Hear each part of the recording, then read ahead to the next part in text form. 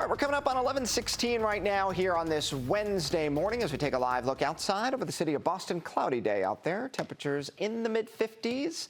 Kind of a, typical November day, right, Pamela? Totally. Yeah. It looks nice out there. And you can see some of the fall foliage still. We're going to have a lot of leaf drop going on and even some issues overnight tonight with some wicked winds. The threats are going to be impacting us with some outages overnight as the wind gets as high as 50 to 60 miles per hour with some of the peak gusts. Sustained winds 20 to 40 in some spots. Older power poles could topple. Trees and branches will fall. Air travel will be impacted as well as you have not only the turbulence, but the runway configuration will be different as well. And any high-profile vehicles will have an issue traveling on those north-south roads and could be going all over the place overnight as the wind gets high. Overnight, it's really between like midnight to 5 a.m. where we have the worst of the wind. So sustained winds at 40, that's in the locations that actually have the high wind warnings.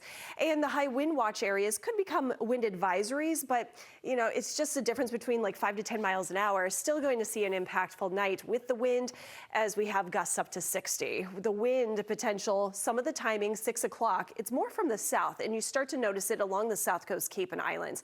But here's where the flight patterns may start to change with landing, and some of those, incoming inbound planes will actually circle around the south shore to go into the land as we get more of a west and northwest wind later tonight, but it's first to the west as we have Worcester, Plymouth, 40 to 50 miles an hour. Cape Cod Islands, that's where you start to see that 50 to 60 mile per hour wind gust chance into tomorrow pre-dawn hours. And why? Why do we have all this wind? We have an area of low pressure and high pressure. So the bigger the difference, the stronger the winds as air flows from high pressure to low pressure.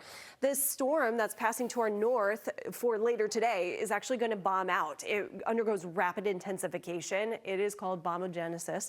So as that moves away from us and it strengthens across the Canadian Maritimes, high pressure and dry air tries to make its way into the northeast.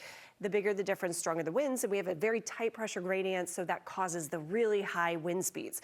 And not only that, we have some coastal issues too. I know the wind is more offshore, but we actually have the supermoon, that full moon, creating the king tide cycles. So higher high tides the next several afternoons, coastal flooding in the typical low-lying spots, beach erosion is likely too, and hazardous wave heights of 10 to 15 footers, persistent westerly winds, especially offshore, over 35 miles an hour throughout the day tomorrow. Rip currents through early next week as well. So lots of stuff going on. Here's a look at that storm system. It doesn't look like much. And for now, the wind is not an issue.